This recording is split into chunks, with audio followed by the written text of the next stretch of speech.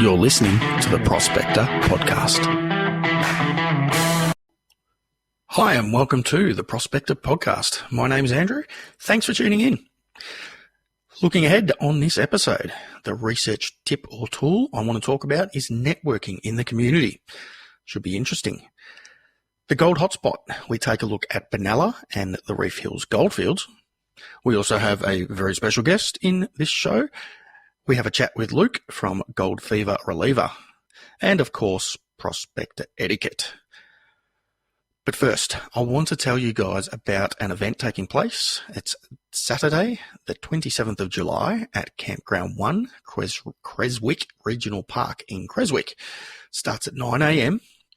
There is a prospector meetup to fundraise money for the Children's Hospital. It's being organised by Victor from Murray River's Gold Adventures, and everyone is welcome. So come down, join in the fun. There's some awesome prizes to be won in the raffle. Also, myself and Luke are there as well. We're going to be giving away the gold we found together high banking.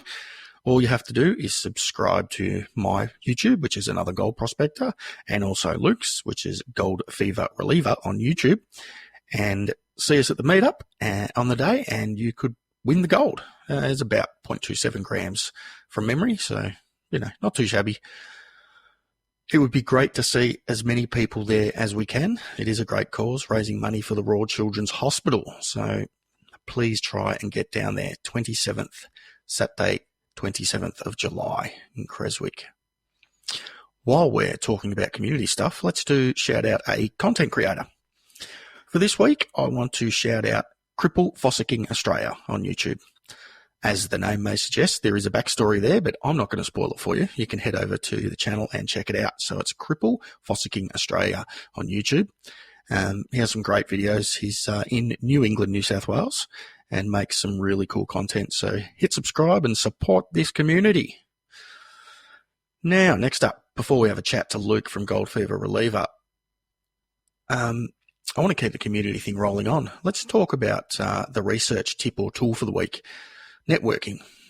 So this may not be useful for everyone, and for a few reasons, and I understand that. But people you meet on the goldfields or chat with on social media pages about prospecting can prove very rewarding when it comes to sharing info with each other. Now, I know most people I don't do it. I don't give away exact locations or anything, and you don't need to. If you can build a level of trust with people and talk about your experiences and methods and ways to capture gold in certain gold fields, you prospecting, well, what methods may or may not work, and then the information you can share may save you wasting a lot of time on the gold fields in the future. It can also mean you're getting information regarding an area that's relevant and not 150 years old. Like the majority of the info available for the goldfields, it's ancient. There's a lot less variables with, days or months old info than exaggerated or intoxicated articles recorded by the old timers 150 years ago. It's just, it's just the way it is. If I can have a conversation without giving or wanting exact gold locations with people, you find that both parties will relax, and they're willing to talk about probably the most addictive hobby on earth. For those that may struggle, like myself, with social media and just not liking it or wanting to be on there, just start with a g'day when you see someone on the creek and go from there. If you're not one to spark up a conversation and talk to anyone, I get that. But you should try it. You'll find that 99% of the community are awesome people. That's, what I found. There's not too many wankers out there. So just say good day. You never know what sort of friendship you might spark up. In fact, let's bring one of those awesome people in for a chat right now. Welcome to the show, Luke from Gold Fever Reliever. You might have seen him on YouTube, and if you haven't, you need to check him out. Gold Fever Reliever. Luke, welcome, and thanks for coming on, mate. No worries. Thanks for having me on, Andrew. Now, matey, just a laid back chat. So let's start with, and it's up to you how much you want to disclose, but give the listeners a bit of a background on yourself and Gold Fever Reliever. Well, started getting into watching prospecting about 4 years ago, I suppose. I Yep. was laid out on me back, so I had not a lot more to do.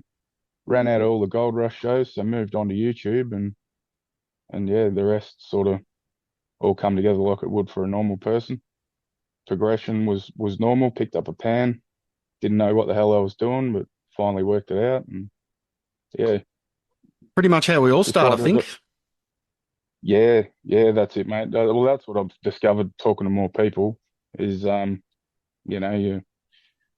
you sort of get hooked on seeing the gold on TV and think, bugger it, I'll give it a go myself. And next thing you know, you're out there nearly every weekend trying to find time to mow lawns in between panning. And Yeah. so, I also think there could also there might be a bit of an element of pride when it comes to guys our age as well. You don't want to ask for help for things like that. We all like to think we know it all, and watch a bit of YouTube, and I'm a pro.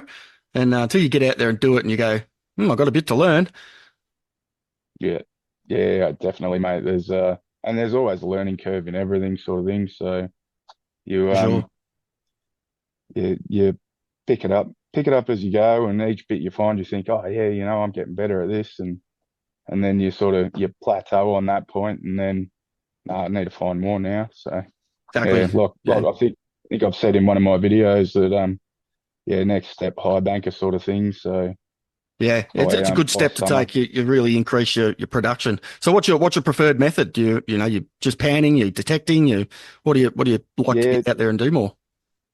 just panning, Andrew. Haven't spent a lot of time detecting. I've swung a mate's one a couple of times, but yeah, it was all squawky noise to me in my head, mate. So I just love panning, being on the creek.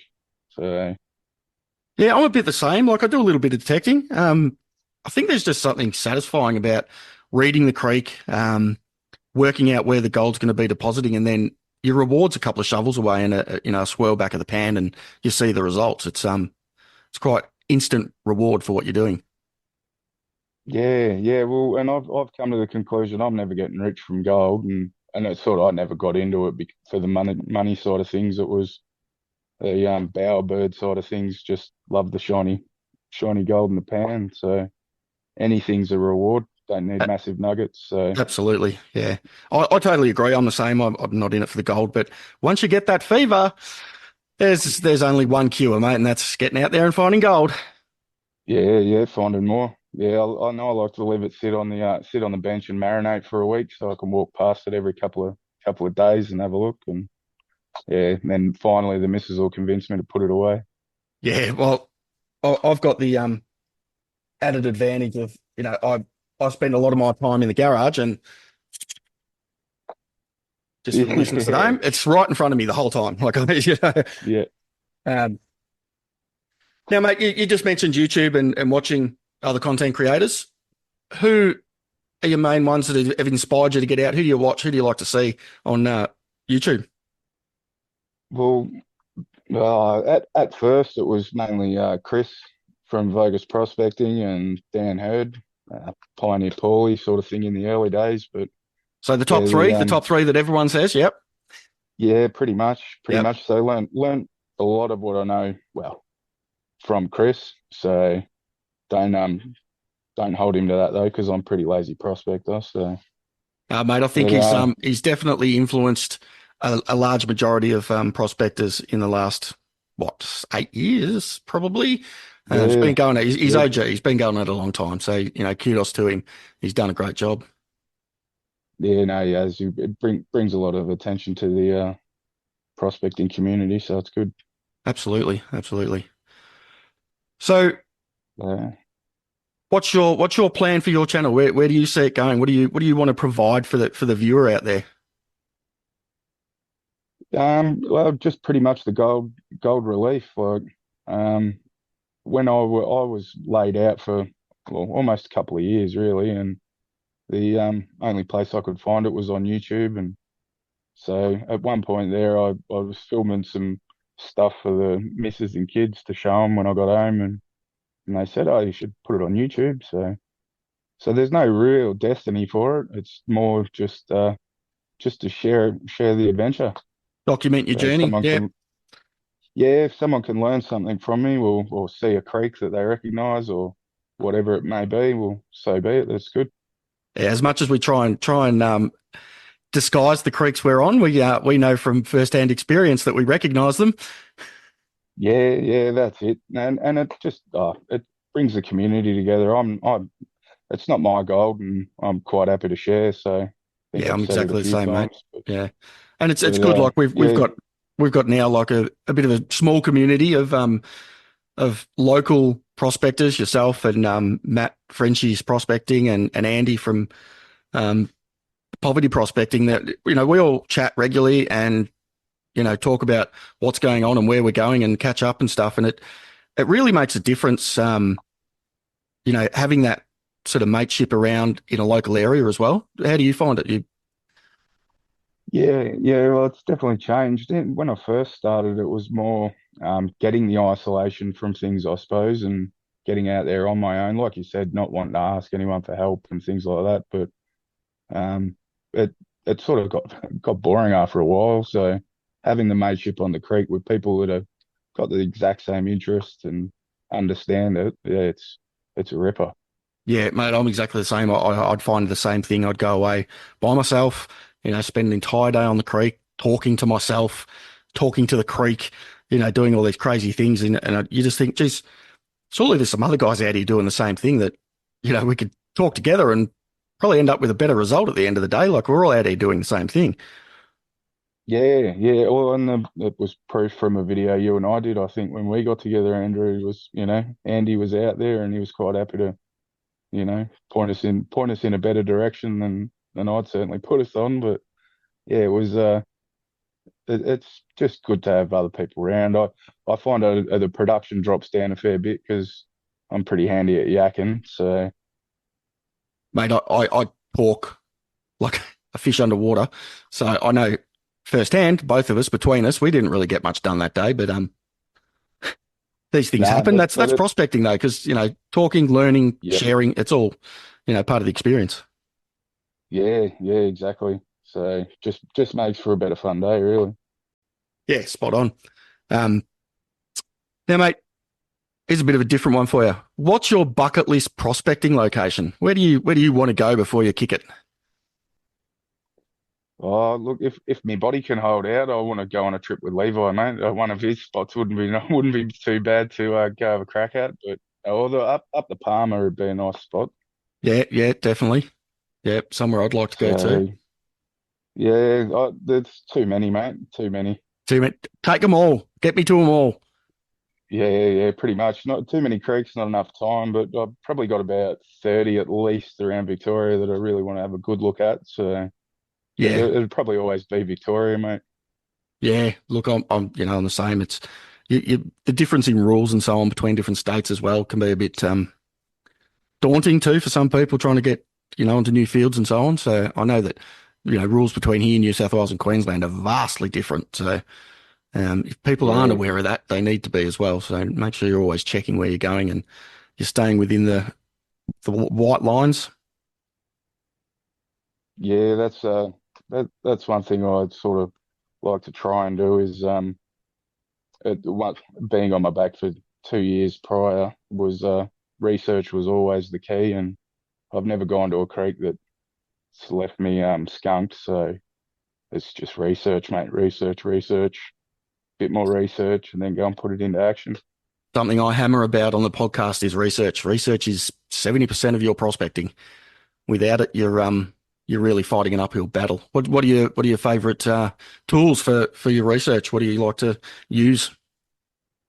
90% of the time, just cross-referencing GeoVic and the Vic emergency app. So Yep, it's usually provided me with enough detail. It's got topography on it and things like that. So yep. yeah, yeah, it's always done me. Lately, I've tried trial a bite, but same thing. I found a few locations that you can't find um, on GeoVic, but it's I find the layering on Trilobite a bit difficult. Yeah, I understand where you're coming from. I found probably actually the opposite. I found there's a lot of missing information or not available information on Trilobite. Um, I think it's a great concept. and, with a little bit more added to that app, it'd be priceless. It'd be really, really good. It's great the way it is, but just a few more things, which I'm sure he's working on. It'd be ace. Mm. Yeah, But yeah, well, I've subscribed to it. I think it's a good app and does have its place. But yeah, for yeah, I've sure. I first learnt with GeoVic, and it's served me well. And anyone that can drive GeoVic can drive just about anything after you've worked on like Yeah, play with GeoVic. It's a yeah, nightmare. It's a typical government website. It's terrible. yeah. It took me a while, but like I said, time was something that was on my side at the time. So Yeah, yeah. yeah, So got you're not like into me it. that ends up spending hours and hours scrolling through Trove and the old mining reports and surveyors reports and reading for hours and hours on end just to read a great story. Yeah, yeah. No, I go there too, mate. So I've The old rabbit got holes. all my files. Yeah, yeah, got all my files sorted out now, thanks to your podcast, the last episode, I think it was. So Yeah, it makes a difference. It really does. yeah, well, they were all scattered and whatnot. So now I've got them all sorted out into fields and whatnot. So yeah, Yeah, it's I've got a little bit helped a more on fair that. bit. I might just give away a bit of information here. I don't know if I've even told you this. I'm actually in the middle of building an app for us all to use. Um, it's currently nothing available of its sort, and it's got to do with that, with keeping information. We'll put it that way. It's as much as I'll give away for now, but I'll be looking Yeah, for some beta nice. testers in the future as well, and put it out there. Yeah, But no, not a I problem. can see it being a really useful tool. Yeah, that sounds like a ripper. You'll be first on the list, mate. I'll hook you up with one. Yeah, no worries. So now let's talk about where we're going to be on Saturday, 27th, coming Saturday. We've got the gold that Luke and I found.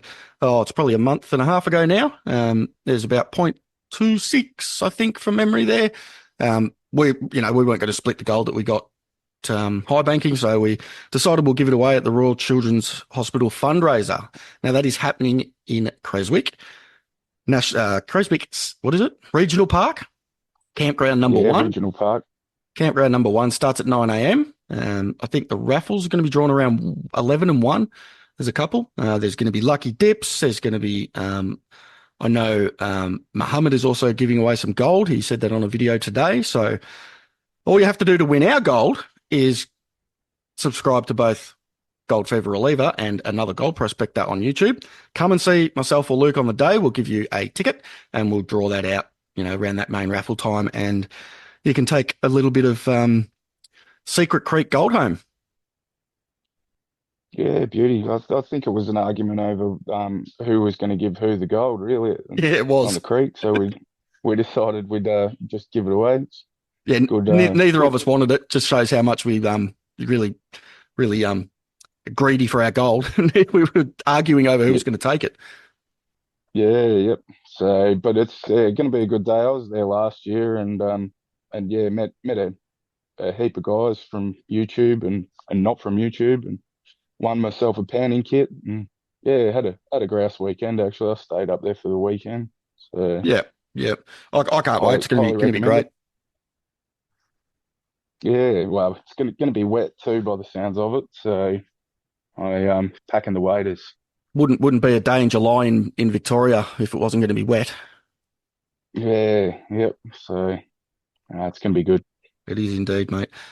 Well, buddy, I'm going to wrap it up. Thank you so much for coming on. Don't be a stranger. I'd love to have you back on the show. Yeah, no worries. No, thanks for having me, Andrew. It's been good chatting, mate. Absolutely. So, guys, as you know, Gold Fever Reliever on YouTube. Jump over and hit Luke's channel up.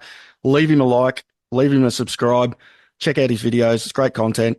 I think I might even make a cameo on one of them. And get behind the content creators that are, none of us make money out of this. We're just doing it for fun. So get out there and give us a hand to get our stuff further out into the eyes of anyone that might enjoy it. Thanks again, mate. I appreciate you coming in. And I'll chat to you soon, eh? Yeah, not a problem, Andrew. Will do. Thanks, mate. Thanks, mate. So there you go. Always good to hear from prospectors and the story behind the Gold Fever. Now, this week's gold hotspot is in Benella, Victoria, known as the Reef Hills Goldfields. Now, look, when I do these Goldfields hotspot segments, I obviously research the spot and I find I learn so much about each area and the history. It's a lot of fun. This one was no different, but one of the avenues of information I like to check is surveyors' reports from the gold rush. They're extremely detailed because they were so vital in building roads and infrastructure in the early days. And it seems the miners were very welcoming to these surveyors as well at the time. I guess they wanted and hoped for better roads and facilities and stayed friendly with them. But I was reading one report from the Reef Hills Goldfields by a surveyor that rode in from Wangaratta in 1878. He mentioned his sleepless nights and always having to look over his shoulder on the trip from Wangaratta. I thought, paranoid much? Well, he had every right to be. Turns out, when he made it to Benella, he wrote of his delight of not running into the Kelly gang on his travels. Yep, I'd be looking over my shoulder too. Back to the goldfields. Reef Hills is a somewhat unique gold deposit. In the 1860s, alluvial gold was found in a deep lead at 130 feet. Payable wash was found. They sort of gave up on that after 3 months. My guess is it was too deep at the time. You had shallower fields, not too far away where it would have been a lot easier digging. It wasn't until the early 1870s that visible quartz reefs in the park, and there are plenty of them, were prospected for gold. This is when Reef Hills saw a real gold rush, and many claims were pegged. The quartz reef carried gold from the visible surface layer down into the ground below. This was easy work, dropping shafts right next to the gold-bearing reefs, to an average of 40 feet, then driving into the gold-rich veins on multiple levels. The host rock was a smooth sandstone on one side and solid black slate on the other, so no props needed. The miners could remove the reef without any worry of cave-ins. A number of the reefs proved to be extremely rich, with one mine finding a section that was paying, ready for this, 230 ounces to the tonne. So in today's money, that's $750,000 to the tonne. Crazy. Another mine was crushing and winning 12 ounces to the tonne consistently. Again, crazy rich quartz. By the 1880s, either they'd had enough gold to never have to work again, or the reefs were exhausted of the gold they once carried. Because now there was hardly any miners left on the gold fields. That was until diggers returned in the 1890s, some reworking previously mined ground, and some sinking shafts on reefs previously not worked due to the surrounding reefs but producing higher yields per tonne. So from what I can understand or work out with the information available, the original miners walked away from quartz reefs that prospected at 2 ounces a tonne or less. They walked away, leaving large amounts of payable rock in the ground. Just goes to show you how much gold was in the ground back then, because I challenge anyone to walk away from 2 ounces per tonne now, especially considering the shallow depth and the ease of extracting the quartz. You can understand why miners returned to the Reef Hills Park to mine again. The same fate fell on the goldfields like many others in the 1900s. War was the top priority, and many fields were left by the miners as they were to become diggers. How many half-worked reefs were left, I wonder? How many piles of uncrushed quartz or wash dirt? Only one way to find out, and that's go and find out. Prospecting is permitted in Reef Hills State Park. It's not somewhere I've been prospecting, but after doing this segment, it is 100% on my go and check it out list, that's for sure. So that's Reef Hills in the Benella region. Pretty interesting little goldfield. It's not a huge area, but it's definitely worth a look. I think I want to go up and just see it, see the surface workings down and so on from the exposed reefs that were visible in the park. Now, before I do prospector etiquette, if you're tuning in on a podcast app, please add this to your library and click that like button. If you're listening on YouTube, please like and feel free to drop a comment. Happy to answer any questions or any input you've got, so drop a comment. And don't forget to subscribe if you haven't already. All these things help small growing channels get put into more people's eyes. So thank you if you are one of those button pushers. All right, time for Prospector Etiquette, my favourite wine segment. This week, I want to talk trash. Oh, hang on. No, I don't want to talk trash. I mean rubbish in the bush. I'm not going to go off on the prospecting community about rubbish left in the bush because I'm almost 100% certain we're not to blame. However, mountain bikers, campers, the get pissed on the weekend type campers, and other assorted individuals probably have a lot to answer for. But how do we fit in as prospectors? Well, I know it's a pain in the ass, but when you can, try and take cans, bottles, bags, and shit left by other people behind, just dump it in the bin on the petrol station on the way home or something. Look at it like this. If you have the energy to carry a bucket of concentrates out of the bush with you, then it's not too hard to take a few bits of trash, right? I know it's not always possible, and that's fine. I get that. Just next time it is possible, think about taking some with you. So I guess it's not really a wine, usually, like it usually is. Unless you're one of those leaving the trash in the bush, then it's more than a wine. But anyway, folks, I want to thank Luke from Gold Fever Reliver for coming in for a chat. I want to thank you for listening. And until next time, talk soon.